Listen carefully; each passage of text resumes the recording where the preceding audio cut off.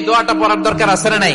সকালবেলা যদি পড়েন 3 বার, সারাদিন তারা আপনার জন্য মাগফিরাতের দোয়া করবে। আর ওই দিন ইন্তেকাল করলে আল্লাহ তাআলা শহীদ হিসেবে আপনাকে কিয়ামতের দিন দাঁড় করাবে। আবার সন্ধ্যাবেলায় যদি পড়েন, সারা রাতের জন্য 70,000 ফেরেশতা মাগফিরাতের দোয়া করবে। ওই রাতে মারা গেলে শাহাদাতের মৃত্যু নসিব হয়ে যাবে। সকাল সন্ধ্যার যে জিকির, এই জিকিরের অন্তর্ভুক্ত করে নেবেন এই ওয়াজিফাটা। হুয়াল্লাহুল্লাযী লা ইলাহা ইল্লাহু আলিমুল গায়বি ওয়াশ শাহাদাতি হুয়ার রাহমানুর রহিম।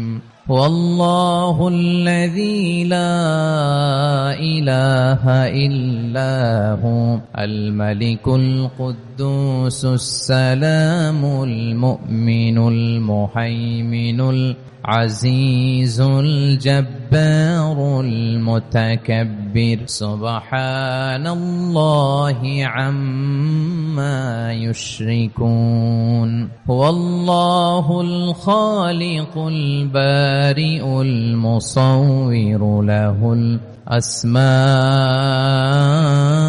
الحسنى يسبح له ما في السماوات والأرض وهو العزيز الحكيم.